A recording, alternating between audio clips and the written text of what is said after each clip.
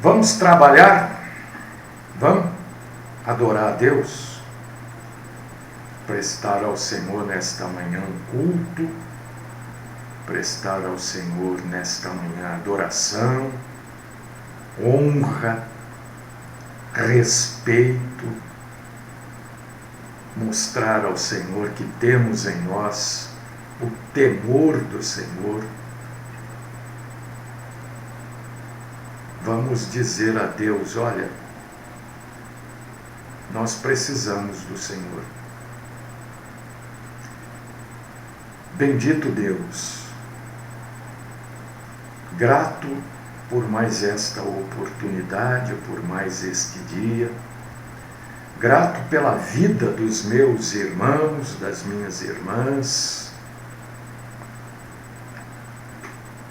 Nós sabemos que o Senhor nos deu capacidade para resolver coisas. Nós pedimos a sua ajuda porque não queremos errar, não queremos prejudicar. Então buscamos a sua ajuda, a sua graça, a sua sabedoria.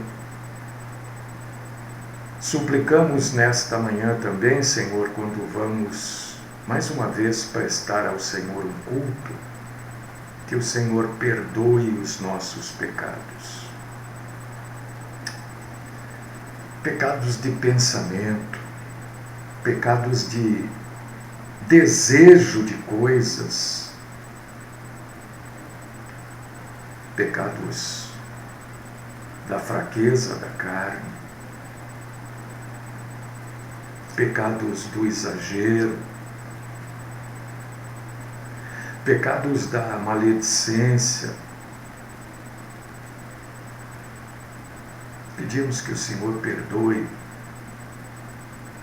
aquilo que fazemos de errado, que pensamos de errado, que praticamos de errado, que escutamos de errado, que falamos de errado, que vemos de errado, que pensamos de errado. Ô Senhor, às vezes, e não é culpar nada, não, é só tentar entender um pouco mais a nós mesmos. Às vezes as coisas do mundo, as circunstâncias que a vida nos apresenta, nos leva pela nossa fraqueza, pela nossa tendência ao pecado, nos leva a pecar. Perdoa e nos ajuda, porque sabemos que com o Teu Santo Espírito em nós, e nós o temos, podemos não pecar. Sê conosco. Livra-nos, Senhor, da mentira.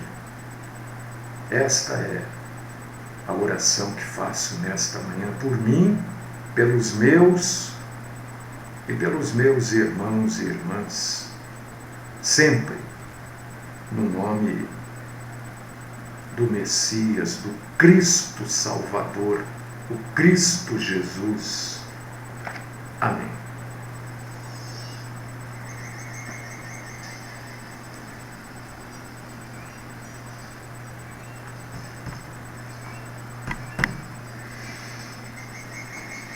Amados irmãos, queridas irmãs, nós vamos dar sequência àquilo que nós iniciamos ontem, que é um introito. Eu escrevi no título do Facebook errado introito, viu? Depois que eu fui observar que pelo acordo da língua portuguesa em 1990, esta palavra perdeu o acento. Introito, na minha época, tinha acento. Por causa disso que a minha primeira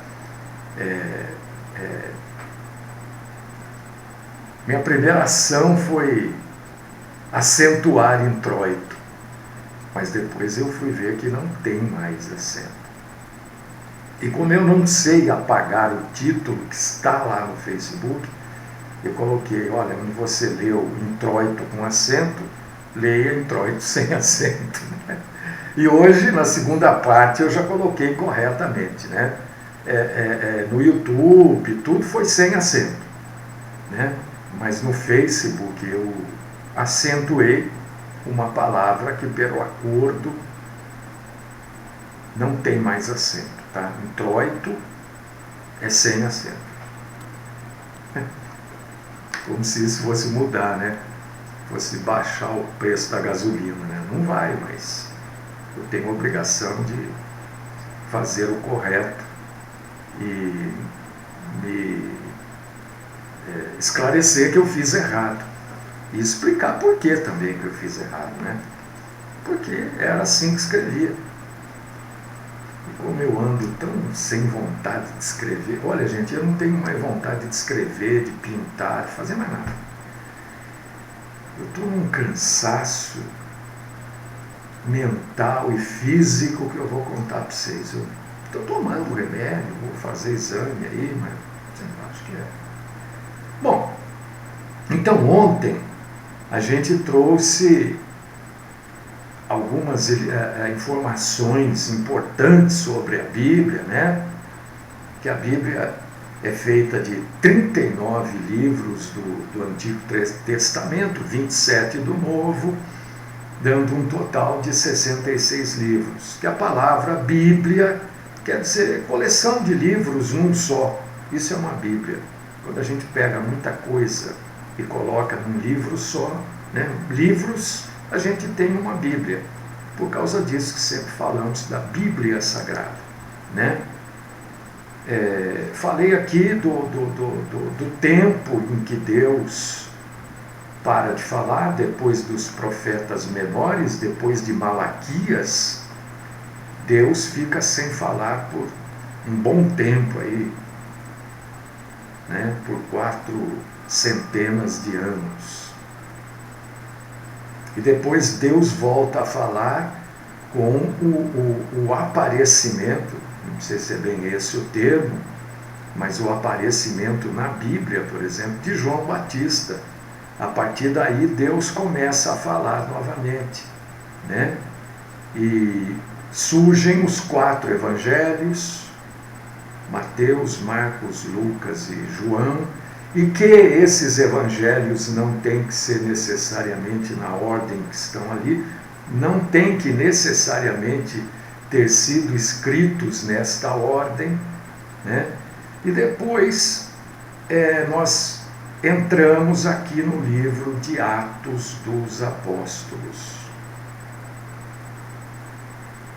que é a ação de Jesus. Morre, ressuscita, sobe aos céus, e depois de tudo isso, ele entrega, ele derrama o Espírito Santo de Deus. Tem até uma música cristã, evangélica, que diz: derrama, Senhor, derrama, né? Derrama. Jesus já derramou do seu amor, Deus, através de Jesus, já derramou do seu amor e do Santo Espírito para cada um de nós, né? E neste dia em que o Espírito Santo é entregue, é derramado, neste dia que todo cristão é batizado no Espírito Santo, mas não tem que não tem que fazer nada. Mas por que lá? Então, leia lá direitinho no livro de Atos, você vai ver por que ali houve o dom de línguas, né? Você vai ver que o dom de línguas bíblico, porque inventam que tem um outro dom de línguas aí. O dom de línguas bíblico são idiomas. E você observa também que todas as vezes na Bíblia, pode observar, Observe. Se você falar, não, pastor Mário, observe, ora. Todas as vezes que há dom de línguas na Bíblia, há um judeu perto. Por quê? Porque as línguas, biblicamente falando, é um sinal para o judeu. Pode observar aí que eu estou falando. Todas as vezes que há o dom de línguas, há um judeu. Porque é um sinal para o judeu. Né? E neste dia do derramamento do Espírito Santo, das pessoas falando naquelas, acho que 12 línguas de estrangeiros que estavam ali naquela festa, porque acontecia uma festa do dia de Pentecostes, né? Que acabaram adotando como Pentecostes algo ligado ao Espírito Santo. Na verdade, não é. Pentecostes é uma festa judaica. 50 dias depois da Páscoa. Penta, 50. Entendeu? É que Jesus escolheu neste dia que havia muita gente. Porque Jesus era de uma extrema... É o próprio Deus, né?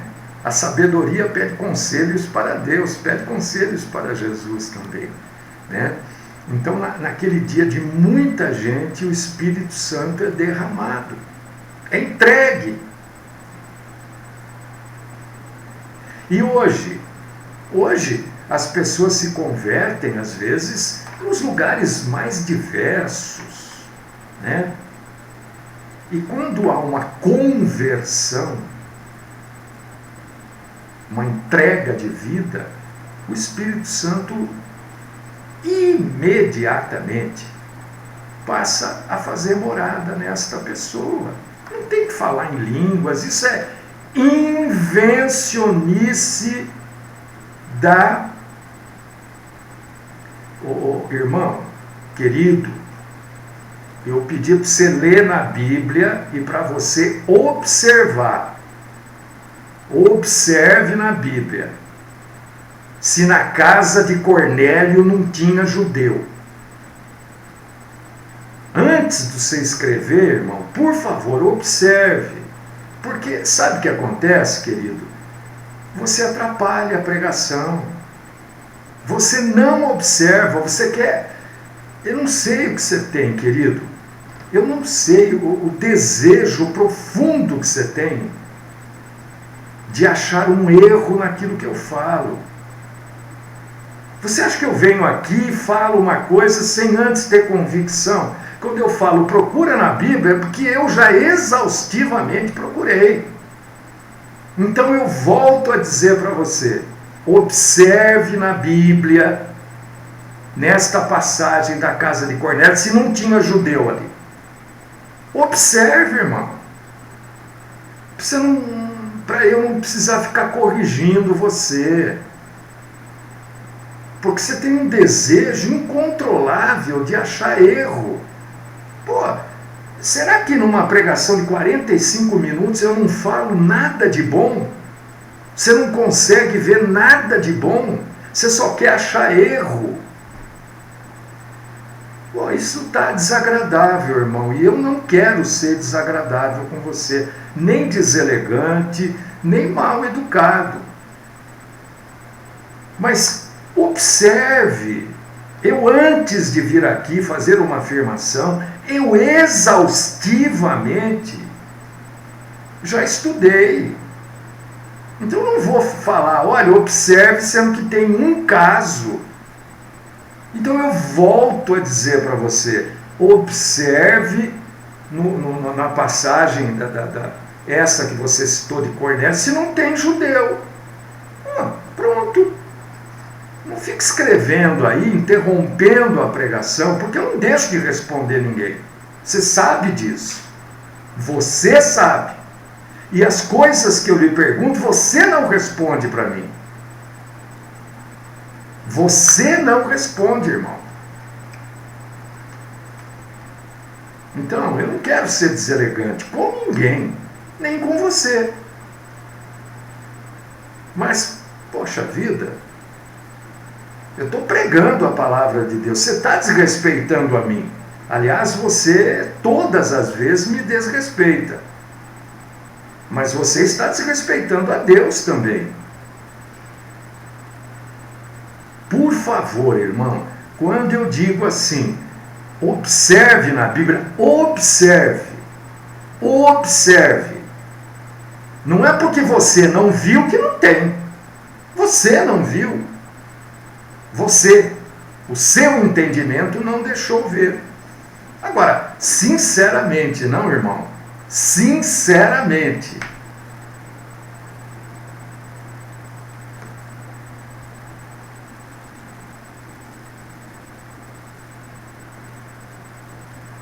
Não, irmão, querido pastor Luiz Raimundo, não, eu sigo em frente, irmão. É que às vezes a gente precisa corrigir as pessoas, né? As pessoas, infelizmente, eu também sou corrigido. Agora, eu não vou vir aqui e falar, olha, é uma coisa que não é verdade, que eu vou ser motivo de chacota. Não, mas todas as vezes o irmão quer achar um defeito, uma coisa que não é verdadeira que eu estou falando. Isso incomoda, viu, irmão?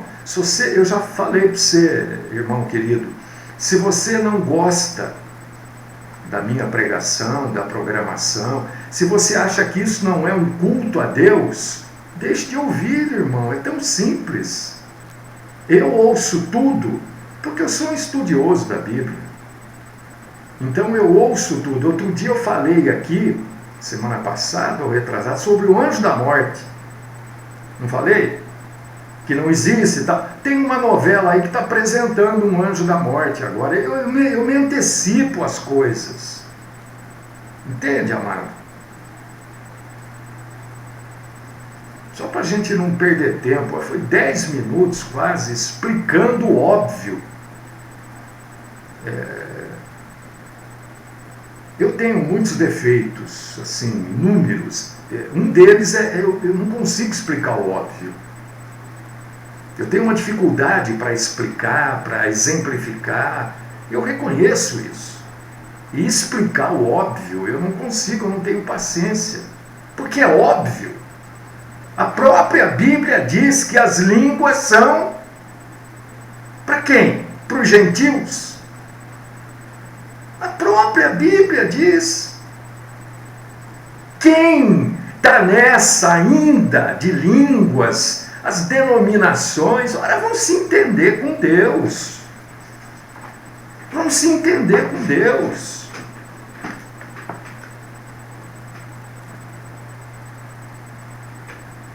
Então eu estava dizendo aqui que o Espírito Santo foi derramado neste dia, e aí, como houveram inúmeras, centenas,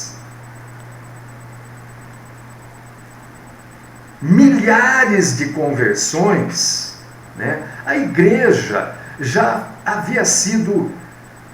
hoje eu li que um irmão fez uma pergunta sobre igreja, acho que no Facebook. Não fez para mim, ele fez de uma maneira geral, né? Jesus já havia ali instituído, fundado a igreja. Na verdade, a igreja começa com os apóstolos. Mas como instituição, ela passa a existir através dos apóstolos. Olha só, presta atenção. A igreja é fundada com os apóstolos. Os 12 apóstolos foram a primeira igreja. Mas como instituição, ela passa a existir aqui no dia de Pentecostes. No dia de Pentecostes. Por causa daquele número muito grande de conversões. E pessoas de... Por causa disso, houve as línguas, pessoas de inúmeras, de 12, se não me falha a minha memória. Se eu estiver errado, se foram 13, 11, eu acho que foram 12 países, 12 línguas representadas ali, né? É só ler em Atos ali, Se eu estiver errado, você corrige. Ah, não, foram 12, foram 11, foram 7, não importa. Então, pessoas de várias localidades se converteram. Então, como instituição, ela passa a existir ali, no Pentecostes.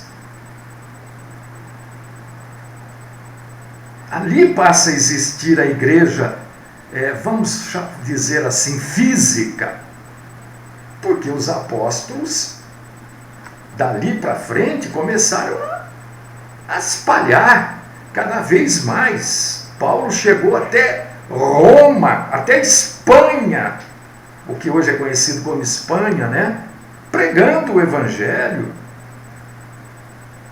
Aqueles que se tornaram companheiros dos apóstolos também saíram pregando o Evangelho. A igreja passa a se estabelecer fisicamente também, né? Sem placa, sem denominação. Isso que algumas pessoas ficam bravas. Pode sapatear à vontade. Denominação é antibíblico, acabou, pronto.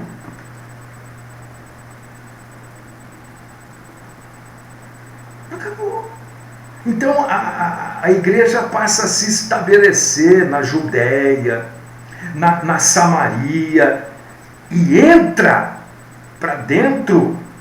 Claro, entrar para fora não tem jeito, é uma redundância o que eu acabei de falar, mas adentra ao Império Romano.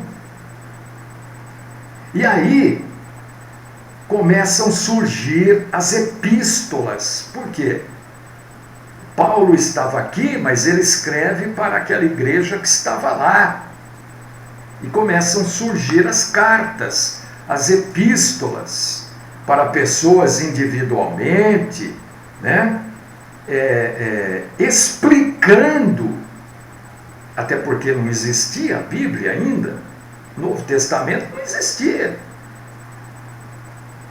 Então ele passa a orientar os cristãos sobre o que era o significado de nosso Senhor Jesus Cristo, a obra do nosso Senhor Jesus Cristo, e fala do testemunho que todo cristão deve dar até que esse Senhor volte. Então ali começa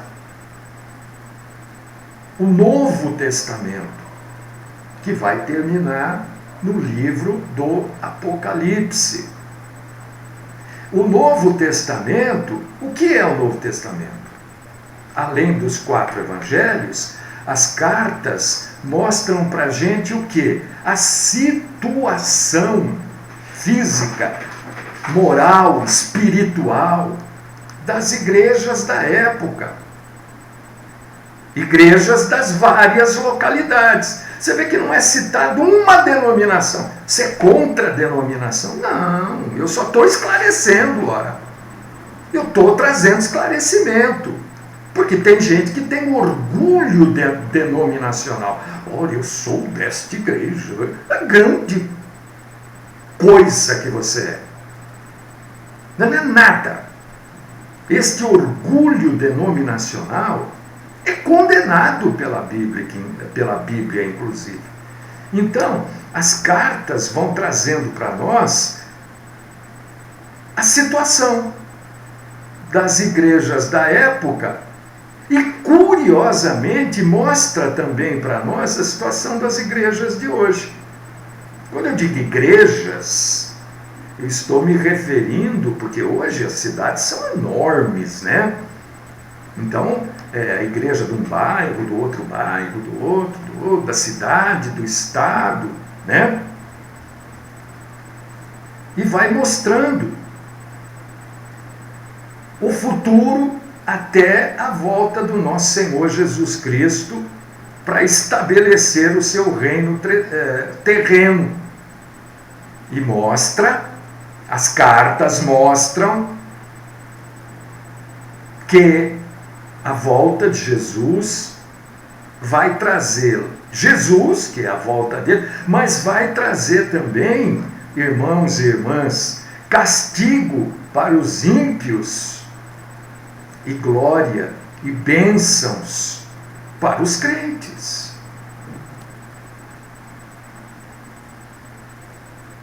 Então o Novo Testamento, em algumas cartas, mais especificamente no livro do Apocalipse, né, fala do reinado de 1000 anos que o nosso Senhor e Salvador vai impetrar sobre a terra. Fala do último julgamento que vai levar para o estado eterno, a entrada de todos os crentes de todas as épocas para a glória máxima, e a punição no inferno daqueles que não se salvaram, não entenderam a necessidade de salvação. Então, eu sempre indico, isso é uma indicação minha, se você quer fazer diferente, mas faça, não tem problema. Eu procuro, e eu não estou aqui tocando trombeta, não, estou só dizendo algumas coisas que eu falo. Por que eu falo? Na minha vida de trabalho, eu aprendi a ser proativo. O que é ser proativo? É antecipar as coisas. Então eu falo algumas coisas no sentido da proatividade, mas você não é obrigado a fazer. Quando eu digo, olha, você vai ler a Bíblia, eu indico, mas quem sou eu para indicar? Eu só dizendo que eu indico. Comece pelo novo. Outras pessoas dizem, não, eu indico começar pelo Velho Testamento, mas tudo bem. Entendeu? O importante é você ler o Velho e o Novo e o Velho. Você saber do que se trata o Velho. O importante é você saber o seguinte, isso é importantíssimo, que o Velho Testamento não é para a igreja, não é específico. O Velho Testamento é para os judeus. O Velho Testamento é para um entendimento da Bíblia, né? De toda a história da criação, que termina no Novo Testamento na consumação. O que a gente não pode esquecer é que tanto o Velho quanto o Novo tem o objetivo de unificar os crentes. Eu estou dando uma olhada porque algumas coisas eu pulo aqui, né? Então, nós precisamos ter esse entendimento. Aonde que eu vou achar coisas para a igreja? Ora, eu vou achar coisas para a igreja, meu irmão, minha irmã, no Novo Testamento. No Velho Testamento, o que eu trouxer para a igreja do Velho Testamento é sempre motivo de apreciação, para saber se isso está correto ou está errado. Né? Ontem eu falei a respeito disso, que muita gente pega lá as promessas de Deus no Velho Testamento e quer trazer para a igreja hoje. Promessas do Velho Testamento são promessas para o povo judeu, promessas de prosperidade material, terra, bens, família. Promessa, você vê, são as promessas, né? Falam em mais de 8.000 promessas, né? Uns falam em mais de 3.000. Não vamos discutir isso, tanto faz. O pastor falou que é 8, mas eu aprendi que é 3. Tudo bem, não tem diferença isso. Nenhuma. Porque não é para nós. É a mesma coisa a pergunta que fazem para mim toda hora, né? O que é a marca da besta? Eu digo, realmente eu não sei. Mas também não estou preocupado, porque eu não vou colocar a marca da besta. Mas como tu não vai? Eu não vou estar aqui. Ou eu morri e ressuscitei, então se ressuscitei, não preciso disso. Ou eu fui arrebatado. E a marca da besta não é para quem foi arrebatado. A marca da besta é para quem ficar. Então eu não tenho que me preocupar. Eu vou me preocupar com isso. Entende o que eu estou dizendo? A Bíblia, na verdade, qual que é a função da Bíblia? A função da Bíblia, tanto o velho quanto o novo, a Bíblia, ela revela, ela esclarece o plano de Deus para a redenção dos humanos. Isso é a Bíblia. Você abre o YouTube, por exemplo, né? Eu vejo isso toda hora. Acabei de falar para vocês. Eu vejo tudo. Eu ouço tudo que eu consigo, né? Por quê? Porque eu sou um estudante, eu sou um estudioso da Bíblia. Para mim é informação, eu estou recebendo, eu comparo, né? Às vezes eu abro o YouTube, vejo lá, oração da Bíblia para conseguir isso, oração não sei o quê, eu não sei que é bobagem, né? Porque a Bíblia mostra, tanto no Velho quanto no Novo Testamento, o plano de redenção de Deus para nós. Isso é a Bíblia. Então não vem com essa história de oração não sei o quê, oração forte, né? A oração forte deve ser oração com gema de ovo, cacau. Deve ser isso que é uma oração forte. É difícil tirar essas coisas das pessoas, porque as próprias denominações, não todas, é claro, mas a maioria delas ensinam isso. Hoje nós vamos fazer uma oração forte. Então ontem foi fraca. Hoje é forte, ontem foi fraca. Por que isso, gente? Vem cá que eu vou fazer uma oração forte para você. Quer dizer que as outras que você fez até hoje não eram fortes. Se agora vai fazer, então não tinha feito. As pessoas acham isso bonito. A Bíblia mostra para nós, para que serve a Bíblia? Para a gente entender que há um só Deus. O judeu não abre mão disso de jeito nenhum. Por causa disso que existe até uma dificuldade do judeu entender que Jesus é Deus. Não, mas como? Então já começam dois deuses. Né? Eles não entendem. A grande maioria deles, uma pequenina parte já entendeu. São os judeus messiânicos. A Bíblia mostra isso. O judeu não fala o nome de Deus, não escreve o nome de Deus. Eles usam letras aqui para nós, que corresponde ao YH, ao WH. Y corresponde a estas letras aqui. Corresponde. YHWH.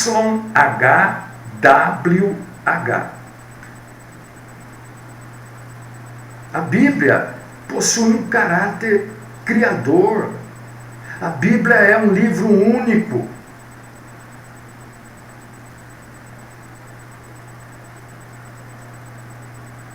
A Bíblia fala dos salvos até a glorificação. A Bíblia é a história de Deus redimindo o povo escolhido para a adoração de sua glória.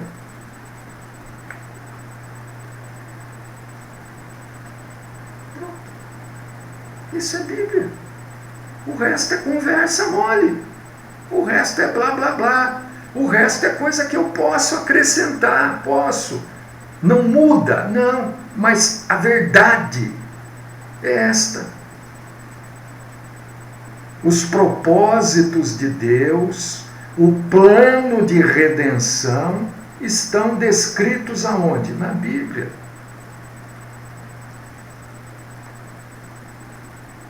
É só através da Bíblia Sagrada, irmão amado e irmã querida, é que nós vamos entender os propósitos de Deus, que estão descritos na Bíblia. Não é ler uma frase da Bíblia e achar que já entendeu tudo. Na Bíblia nós vamos conhecer, lendo a Bíblia. Aonde é que está isso? É ler a Bíblia, não é um lugar. Porque às vezes eu falo alguma coisa e a pessoa pergunta, onde é que está isso? Eu não estou indicando um endereço, uma passagem. Eu estou falando da Bíblia. Estou falando dos 66 livros que formam a Bíblia, que compõem a Bíblia Sagrada. Você tem que ler a Bíblia. Você quer conhecer o caráter de Deus? Leia a Bíblia. Aonde? A Bíblia.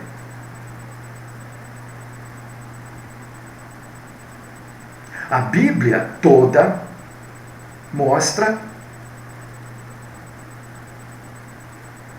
o castigo de Deus pelo pecado da desobediência. A Bíblia toda mostra a bênção pela fé e pela obediência. É a Bíblia que mostra, toda ela. Você vai ter que ler tudo. A Bíblia mostra que o Senhor Salvador fez um sacrifício único, intransferível, universal e pessoal pelo pecado. O que quer dizer isso? Que isso é individual. É único, não precisa fazer de novo. Qualquer sacrifício que o ser humano venha a fazer, ele está dizendo assim, olha, o sacrifício de Jesus não foi suficiente, viu? Eu preciso fazer alguma coisa para complementar aquele sacrifício. O sacrifício de Jesus é suficiente, por causa disso que ele é o nosso suficiente Salvador. Então, quando eu falo aqui na proatividade, há 30 anos, 20, sei lá, já perdi o tempo também. Não é 30, não é 20 anos. 30 anos é outra coisa. Que essa gente fica mandando você fazer sacrifício e tal, estão mentindo para você. Biblicamente estão negando o sacrifício de Cristo como sacrifício suficiente. E 99,99% dos sacrifícios que eles mandam você fazer é material, é financeiro. E esse 1% é espiritual? Não! É para você ir lá na igreja. Tudo falso, tudo mentira, hipocrisia, falsidade. E a Bíblia mostra para a gente, né, o reino vindouro e a glória. É isso que é a Bíblia. É isso que é a Bíblia. Isso aí a gente vai encontrar lendo com um bom entendimento bíblico, lendo o Antigo Testamento, lendo o Novo Testamento, né? A gente vai encontrar essas 5 categorias registradas lá. O caráter de Deus, o castigo pelo pecado e pela desobediência, a bênção pela fé e pela obediência, o Senhor Salvador se sacrificando por cada um de nós e o reino vindouro e a glória. Isso a gente vai encontrar aqui. A Bíblia é isso. São esses 5 pontos.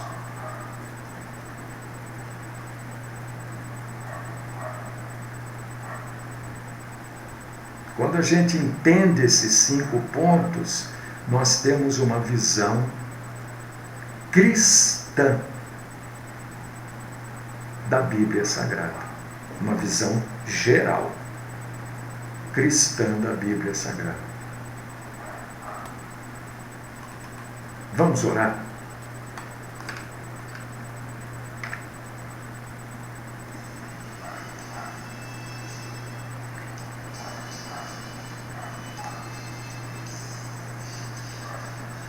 Pai querido, Deus Todo-Poderoso, nós queremos te agradecer, te louvar, Senhor, pelos 2 dias que nós tivemos, ontem e hoje, para fazer esse introito aqui, a Bíblia, explicar um pouquinho, né? Trazer um pouco mais de entendimento para os meus queridíssimos e amados irmãos e irmãs.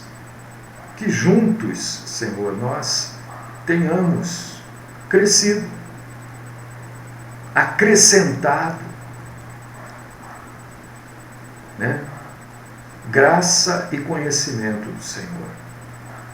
Continua, Senhor, falando conosco neste dia. Senhor, tem coisas que a gente tem pedido ao Senhor, continuo pedindo. Senhor sabe tudo. Te agradeço, te louvo por mais esta oportunidade de te adorar. Te agradeço, te louvo por mais esta oportunidade de cultuar o Senhor nesta manhã. Recebe a nossa adoração, recebe o nosso culto. Eu oro no santo nome do Cristo Jesus. Amém.